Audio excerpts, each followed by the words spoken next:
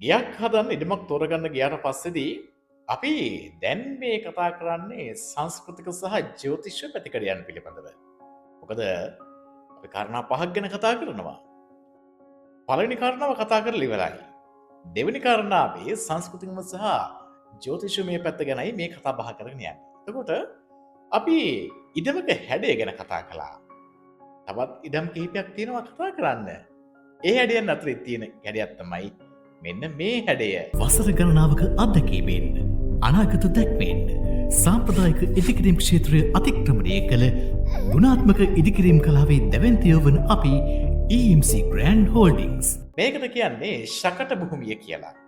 මේ ශකට භූමිය මොන වගේ දෙයක් වෙන්න පුළුවන්ද? මේ ශකට භූමිය පල දෙන්නේ නැහැ. සුබඵල අඩුයි. ඒ වගේම තමයි ධනහානි සිද්ධ වෙනවා. සතුටින් ජීවත් වෙන්න බැරි වෙනවා. සමහර විට මේ නිවාසයේ ඉන්න පුරවැසියන් වැඩිපුර ගෙදර රැඳෙන්නේ නැහැ. මේකත් පරීක්ෂා කරවාගෙන බලන්න. එතකොට ව්‍යාජන භූමිය කියලා භූමියක් තියෙනවා. මේ තියෙන්නේ ව්‍යාජන භූමිය. එතකොට මේ ව්‍යාජන භූමියේ අමුතු හැඩ දෙකක් ඔබට පේනවා නේද? එකක් හරියට යතුරු හිලක් වගේ. අනිත් එක ටිකක් වෙනස් හැඩයක්. මේ භූමියත් ඒ තරම් සුබඵල දෙන භූමියක් නෙමෙයි. විශේෂයෙන්ම ඔබ හොඳට බලන්න මේ නිවැසියන් අතරේ නිරන්තරයෙන්ම ගැටුම් තියෙනවා නම් මෙහෙම අන්න මේ වගේ භූමියක තමයි ඒ වගේ ප්‍රශ්න තියෙන්නේ. මොකද මේක නැත්නම් මේ හැඩයේ පිහිටීම බොහෝ දෙනා අතරේ ගැටුම් ඇති කරවන්න හේතු වෙනවා. දුන්නක් දැක්කහම මොකද හිතෙන්නේ ඔබට? දුන්නෙන් කෙනෙකුට විදින්න පුළුවන්. හැබැයි දුන්නෙන් විද්දා කියලා හරියට ඉලක්කයට වදින්නේ නැති වෙන්න පුළුවන්. හැබැයි අපි බය වෙනවා දුන්නෙන් අපිට විද්දොත් අපිට මොකක් හරි වෙයිද කියලා. නේද? මේ තියෙන්නේ දුන්නේ හැඩයේ තියෙන ධනවා භූමිය. මේ ධනවා භූමියක ඔබ ඔබේ නිවහන හදලා තිබුණොතින් එහෙම ඔබ නිරන්තරයෙන්ම බයෙන් සහ සැකයෙන් තමයි ජීවත් වෙන්නේ. ඒකට හේතුව ධනවා භූමිය දුන්නක හැඩයගත්ත භූමිය සොර සතුරු බිය කියන එක නිරන්තරයෙන්ම නිවැසියන්ට ළඟා කරනවා. ඔබ දැනටමත් ඉන්න ගෙදර ඉන්නකොට ගොඩක් බයෙන් සැකෙන් නම් ජීවත් වෙන්නේ. සුදුසුකම් තියෙන වාස්තු පරීක්ෂා කරන ජ්‍යොතිෂවේදියෙක් ලබා හෝ ඔබේ ඉඩම පරීක්ෂා කරවා ගන්න. පනාකාර භූමිය කියලා එකක් තියෙනවා. මේ තියෙන්නේ පනාකාර භූමිය. පනාවක් කියන්නේ මොකක්ද? අපේ කොණ්ඩේ පීරලා හිසකෙයියාව ලස්සනට හැඩ කරගන්න උපකාරී වෙන දෙයක්. අන්න ඒක නිසා පනාකාර ඉඩමක ඉන්න ඔබට ශ්‍රියාකාන්තාවගේ ඇල්ම බැල්ම වැටෙනවා කියලා වාස්තු විද්‍යාවේදී සඳහන් වෙනවා. ශ්‍රියාකාන්තාව බැල්ම හෙළනවා කියලා කියන්නේ සතුට, සෞභාග්‍ය, ධනය, සශ්‍රීකත්වය, සාමය, සහජීවනය මේ හැම දෙයක්ම දෝරේ ගලන්න තියෙනවා. ඒක නිසා ඔන්න ඉඩමක් ගන්නව නම් මේ වගේ ඉඩමක් ගන්න සැලකිලිමත් වෙන්න ඕනේ. ඉරහඳ පායන ලෝකයේ ආලෝකයේ අතරේ සැප දුක සමබර වේ කියලා කියනවානේ.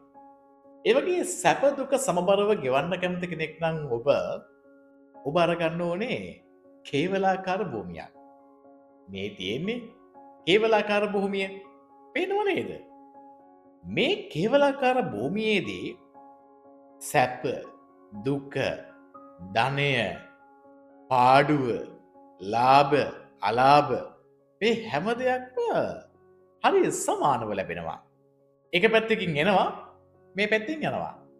මේ පැත්තෙන් සතුට ආවොත් මේ පැත්තෙන් දුක එනවා. මේ පැත්තෙන් ධනය ආවොත් මේ පැත්තෙන් ධනය වේදම් වෙනවා. ඒ විදිහට හරි තුලනාත්මකයි මේක. එකට එකක් පරස්පර විරෝධී වෙන දේවල් බොහොම අපූර්වට සමබරව ලැබෙනවා. ඉතින් දියුණු වෙන්නෙත් නැහැ. දුප්පත් වෙන්නෙත් නැහැ. එකම තැන. ඔන්න.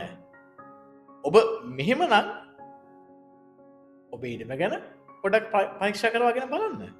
සමහර නිවෙස්යන් ඉන්නවා තමන්ගේ ගෙදර ඉන්නකොට ඇස් පෙනීමේ දුර්වලතා. නිරන්තරයෙන්ම හිසේ රුදාවන්න එහෙම තියෙනවා. කොච්චර බෙහෙත් කරත් සනීප වෙන්නේ නැහැ. අන්න එහෙමනම් ඔබ ඉන්නේ මේ භූමියේ වෙන්න පුළුවන්. බලන්න මේ භූමියේ හැඩය. මේ භූමියට කියන්නේ පනවා භූමිය කියලා. පනවා භූමියක ඉන්නකොට නැත්තම් අටපට්ටමක හැඩය තියෙන මේ භූමියේ ඉන්නකොට ඔබට අක්ෂි දෝෂ, ඒ වගේම ඔබේ හිස ආශ්‍රිත රෝගවලට ඔබට මුහුණ පාන්න සිද්ධ වෙනවා. අන්න ඒක නිසා මේ සම්බන්ධයෙන් හොඳට සැලකිලිමත් වෙන්න ඕනේ. ශුරුපී භූමිය කියන්නේ මොකද්ද? ශුරුපය කියලා කියන්නේ කුල්ල. එතකොට කුල්ලෙන් මොකක්ද කරන්නේ? හැම තිස්සෙම පොළනවා. හැම තිස්සෙම පොළනවා. නේද? හොඳ දේවල් ටික ඉතුරු වෙනවා තමයි. හැබැයි මොකක්ද වෙන්නේ? හොඳ දේවල් ටික හැංගෙනවා. කුල්ලේ මුල්ලට යනවා. නිරන්තරයෙන්ම පේන තියෙන්නේ මොකද්ද? හොඳ නැති දේවල්. අන්න ඒක නිසා ශුරුපි භූමියක ඉන්නවා නම් ඔබට සුබඵල බොහෝම දුර ඈත තියෙන්නේ. ඔබට නිරන්තරයෙන්ම පේන්න තියෙන්නේ සමාජයට ඔබෙන් පේන්න තියෙන්නේ ඔබේ අසාර්ථකත්වය. ඔබ ෆේල් කියන එක. ඒ නිසා ඉදමක් තෝරගන්නකොට මේ වගේ ශුරුපි භූමියක් තෝරගන්නේ නැති වෙන්න වග බලා ගන්න ඕනේ.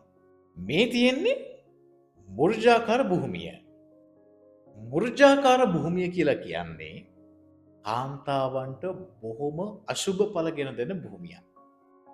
නිරන්තරයෙන්ම කාන්තාවන් මානසික පීඩාවෙන්, රෝගාබාධ වලින් කිසිම ආකාරයකට පිළිවෙලක්, පිළිසිදුවක් නැති කෙනෙක් දැක්කට පස්සේදී ඒක දකින්න අප්‍රසන්න විදිහට ඉන්න කාන්තාවක් බවට පත් වෙනවා.